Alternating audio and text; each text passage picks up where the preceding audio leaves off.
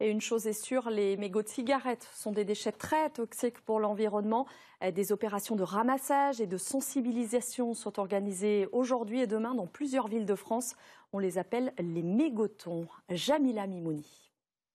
Est-ce que tout le monde a son seau? Non. Ah, ok, très bien. Ils ne se connaissent pas tous, mais ils ont accepté ce défi écologique dans la bonne humeur. Le mégoton, on y va. Le mégoton, c'est 2 jours de ramassage des mégots et de sensibilisation à l'environnement. Les bénévoles vont parcourir un trajet d'1 kilomètre environ, de la gare de Lyon jusqu'au parc de Bercy. Quand on tombe sur une grille, il faut persévérer. Pourquoi ils mettent ça dans les grilles? On a vraiment la sensation de vider la mer à la petite cuillère. Et il y en a partout. Chaque année en France, ce sont 25 000 tonnes de mégots qui finissent dans la nature. Si on arrivait à ce qu'il n'y ait plus de mégots, eh ben, ça permettrait vraiment de rendre un Paris un peu plus propre quand même.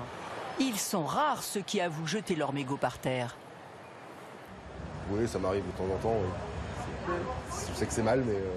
C'est souvent quand c'est plus, disons, en soirée, etc. Mais sinon, j'ai aussi un cendrier portable. Un mégot met une dizaine d'années à se dégrader.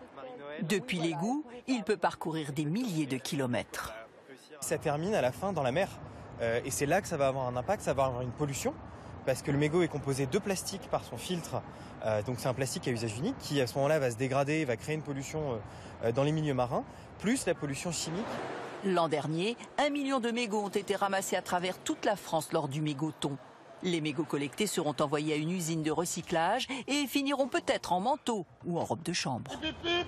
Hurrah! Hurrah!